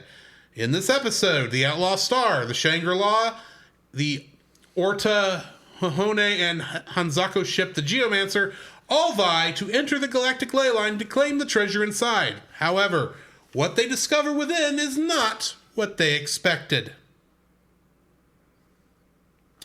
We finally are getting to the point. Finally? I'm not saying that this isn't a good time to get to that, but this has been the worst mystery anime I think we've ever watched in terms of agreed. All because the mysteries, we've not been dropping breadcrumbs throughout this whole series. It's been, we got to go find the Galactic Leyline eventually. And then we never go anywhere until 5 episodes ago. And now we're kind of going there, and we kind of did something in one of the last week's episodes where we were at the dragon's tomb, and they kind of got some more stuff there. But here it's like, not only are we at the Galactic Leyline cloud, outer part of it, we actually get to see what the Galactic Leyline is, or at least its outer shell. And, here's a wild thing. Gwen Khan is now working with the McDougal brothers and has turned Harry McDougal into the male version of Melfina for the Shangri-La. Right. He's basically got that navigation technology built into him now somehow. And that will help him find the Galactic Leyline. What I want to know is, how did the K-Pirates find the Galactic Leyline with no other clues? Except, I know how the Katarl did it. Right. Because Clan, who now I believe needs to be thrown into the litter box, has been reporting her location every episode off screen. Well, she is an officer of the Katal. I know. So that. it makes sense. She would call in. She was being loyal to her people. And apparently she was told she had to. So, and that's fair. At the same time, and I'm sure. Okay, I'm sure Jim knew this, but Gene should have at least been aware that, hey, maybe we should be monitoring communications with what's going on here, and maybe we shouldn't be surprised when the cat people show back up. Right. And perhaps and the thing is, they don't even last that long in this episode. Right. I don't believe. this is meant to be the beginning of the climax of this series. Mm-hmm. And I hate to say this, I didn't care. I should be caring because this is one of the earliest animes I got into when I was when I watched this on Adult Swim back in the day. Right. And as a single, and like I said, the individual episodes taken by themselves were very interesting for me to watch. But now that I'm seeing everything in context, in order, I remember wondering, what is the Galactic Leyline? It'd be so cool once we find out what it is. And I fully expected the Galactic Leyline to be some mystical thing that included Melfina as its like head or something. Like the Avatar and his way of connecting to it was going to be something to do with him connecting to Melfina. Mm-hmm. This is kind of what I've been expecting since that time. Oh, yeah. And granted, I still don't know how they're going to get anything out of the Galactic Leyline, and I still don't know what exactly it is, other than it looks like the whale probe from Star Trek 4 right now. Agreed. And I'm still sitting there going, I don't care about any of this, because like this should be the climax. I should be extremely excited for this. Yes. I should be I should have gone ahead and watched the next 2 episodes after I finish this episode to go ahead and finish it off. I should have. Any other show as that fits all this criteria, I would have. I didn't care. Fair. And I hate to say that. And yeah, we're still going to finish the show, obviously. And I am curious to see how it ends. But this has been the most disappointing TAS review we've done. Not because I don't enjoy us doing it. Right. But because this show that I thought, this is going to be a fun show to do, was fun for the first half. Right. And then quit being fun. That is completely fair. Because it just drug its feet for too long to the point where now that we're at the climax. I was like, y'all could do anything here and I wouldn't care. For all I know, and don't tell me if I've called this, for all I know, they're going to get into the center of the Galactic Leyline and they're going to talk to the Galactic Leyline's computer, and it's going to take the form of Hot Ice Hilda. If that could happen, I wouldn't be surprised, and I still would not care. Being voiced by the same actress, still don't kind of care. That's fair. Because it spent its goodwill on dragging its feet. There was a lot of stuff I was able to give mercy to the show in the first half, because it's like, we're in the first half of the show. You got to set stuff up. You've got and at least up until the end of the space race, at least had a continuing thread of story. But as soon as the space race ended, it spun its wheels for 7 episodes. Got traction and still was sputtering all the way to this point. And at this point, it's like, cross the finish line and let's get this over with. And I hate to say that about any show. That's fair. What are your thoughts? I've kind of bashed this thing over the head. Oh, no. Just the thing that got me the most, because you have this very live, rambunctious, fun animation from the previous episode to this dull, boring, everything's back to angles. Everything's like just... Every character looks like they're dead serious about everything. And not Gene, but Jim is like big-eyed, bug-eyed about everything. It's like this show does not know how to keep characters, at least how they are drawn, like facial expressions are always different. They go from angled to flat to round to everything in this movie, this TV series. It drove me nuts the entire watching this. And this episode is more like, okay, coincidentally, everybody comes to the Galactic Leyline at the exact same time. And it's like, okay, big fight. At this point, like Drew said, I didn't care. Like the fact that like Melfina disappeared. Okay. Like we knew that was going to happen at some point. And it's like, okay, so are we going to be like, I have a feeling what's going to happen. I got a feeling because I watched this probably like 5 years ago, maybe even more at this point, maybe like 9 or 10 years ago. But watching this, it just made me think. It's just like, okay, I'm almost completely disengaged with the show. It's like, get to the end of this, get to the end of the ley line, finish up, and get back into Batman. Because I don't think this was a mistake doing. No, I don't either. I think it was a good idea. It was a good refresher. It's or not even a refresher. It was more of a breath of fresh air, something different. Because the entire reason we jumped to Outlaw Star from the middle of Batman was because I think me specifically, but I think both of us were afraid that Batman was going on so long because it was a much longer show, I think, than either one of us. Really thought of when we put it on the list. 4 or 3 seasons, how you look at it.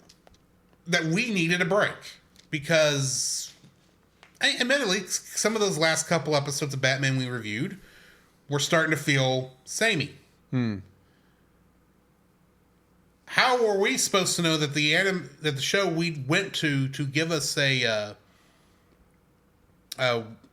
cleanse our palate for the second half or second quarter or whatever was going to actually be worse than what we were afraid was going to happen. Yeah. Especially since I remember liking the show as a kid. You were this was your idea to do this one specifically. I enjoyed it. So you obviously it had to have been one you enjoyed. It's just disappointing. We're here close to the end and it's like, let's just put this one out of its misery and move on. Yeah, agreed. There's something to be said about if they would have just kept track, maybe made this a lot shorter of a story and actually stuck to what they're doing, or just had a decent plot thread that went through every single episode. Yeah, exactly. Kept the story alive. Keep the McDougalls as the central villains of the story. Keep them a ongoing threat because they're gone for half of this show. That's true. Or keep the K Pirates always coming up. Those we should have had either episodes with the K Pirates or the McDougalls from episode 1, back and forth, back and forth. We haven't had the K Pirates really since episode 6. Yeah, pretty much. I mean, they showed up in the Justice where they met the space cops. Yeah, they were involved in that, but that was it. Yeah, the show had 3 good villains.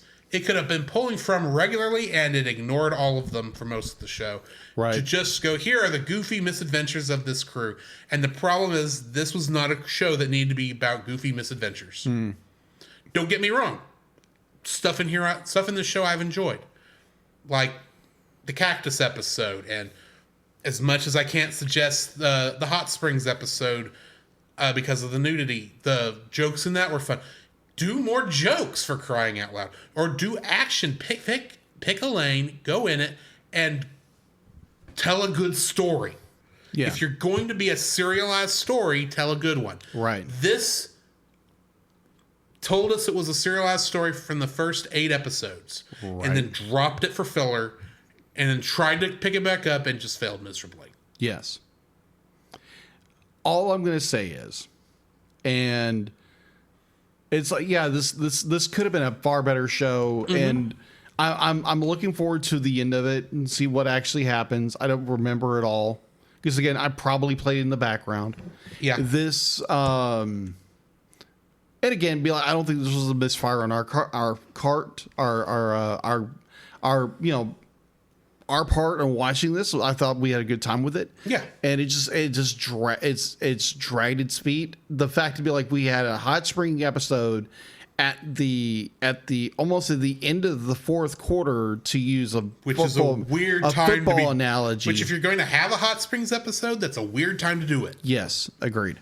Yeah, just be like, put that earlier in the spring. Don't put it the freaking fourth quarter of the movie, the TV series, and then your next episode is dead serious. You're at the end of the line, and you bring all your villains back for your final finale. You bring everybody in, and then it just feels like it's a flop.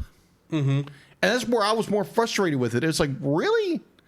Be like, you wasted all that time just to bring everybody into the exact same time? Yeah. Because, it's going to build tension. No, it's a flat, dead show at this point. And now you're just waiting. You're just waiting for the end to come. What is Gene going to do? What is Gene going to choose to do? Because it's, what is the desire of your heart?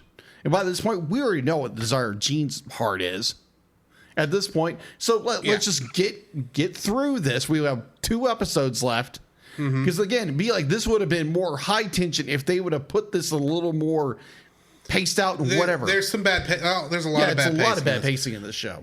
But we are getting at the risk of beating a dead horse. Yeah. So why don't we go ahead and finish this up? Yes. Before we cut out of here, we do actually have some comments to read on our first Dragon Ball episode of Dragonuary. Oh, really? Left by Monster Island Film Vault. I know that's a surprise that Nate left us something. And admittedly, he has left notes on and off of a lot of our stuff on the uncut episodes on Patreon. I haven't read a lot of them because in most cases, he was really more talking to me and Jacob than he was making comments. But there was 1 or 2 on here I wanted to mention. First off, we mentioned the Poseidon Adventure in one of the in that episode. Yeah, I think in the pre-show, but don't quote me on that. And he said there were actually 3 of those Poseidon Adventure movies: the original, the sequel, and the remake. I know I've seen the original and the remake. I didn't even know the first one had a sequel. He says, "No, Jacob, you won't live down what you did to your wife." Making the Star Wars Holiday Special be her first intro into Star Wars. Right. But lastly, he says Toriyama wasn't involved with GT. Yes, he was. He was, actually. Akira Toriyama did not write the story for it, he was involved with the design of the spaceship that they used during the first arc of Dragon Ball GT. He did leave notes for the writers and was involved a little bit more in that first arc, and did draw the new versions of Pan and Trunks and Mini Goku in that one. So yeah, he was involved, not as heavily involved as he was with the other Dragon Ball series. Right. But he was involved, just not as much. And GT's problems, I don't think, are because of his lack of involvement. It was just a really off kind of show. Mm-hmm. But we'll talk more about GT technically when we get to Dragon Ball Z Abridged, because GT will pop up occasionally, especially in Bardock, the father of Goku Abridged. But join us when we get there. Yeah. In the meantime, this has been Drew. This is Jacob. And we'll catch you in the next frame. To follow Jacob and Drew's individual internet exploits, check out the Linktree links in the show notes. You can email us at thecellcastpodcast@gmail.com. Follow us on Twitter or X at @cast_cell. Follow our Facebook page, The Cellcast Podcast, and join our Facebook group, The Cell Nation, our YouTube channel, Cellcast, and our Rumble channel, The Cellcast Gaming. You can join us every Friday night at 7 p.m. Central for our live recordings of our episodes on Twitch, Facebook, YouTube, and Rumble. You can also join Drew on those same streaming channels on Tuesday nights at 8 p.m. Central for gaming streams. You can listen to our podcast on Apple Podcasts, Spotify, or anywhere else fine podcasts can be downloaded from. Please rate and review us where you found us. Our theme song is Drop and Roll by Silent Partner. Our bad movie theme is It's Party Time by Gregory Snegoff. with additional audio from the film Titanic: The Legend Goes On. And remember, that's Cell with a single L.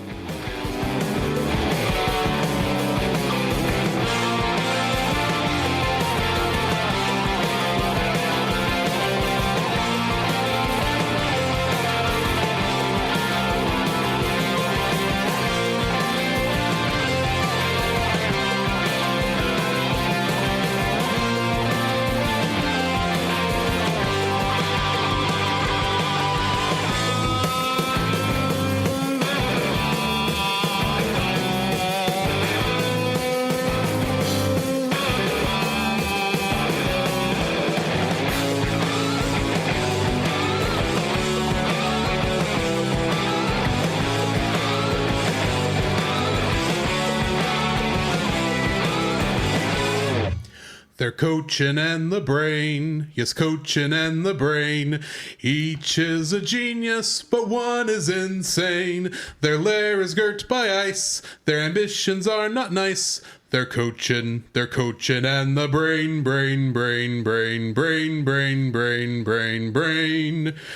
They're making plans to steal the world's strongest guy. By the ending of the spiel, one of them may just die. They're coaching and the brain, yes, coaching and their brain. Their science seems arcane and their practice inhumane. Attain new body lies in Son Goku's demise. They're coaching and the brain, brain, brain, brain, brain, brain, brain, brain. Narf!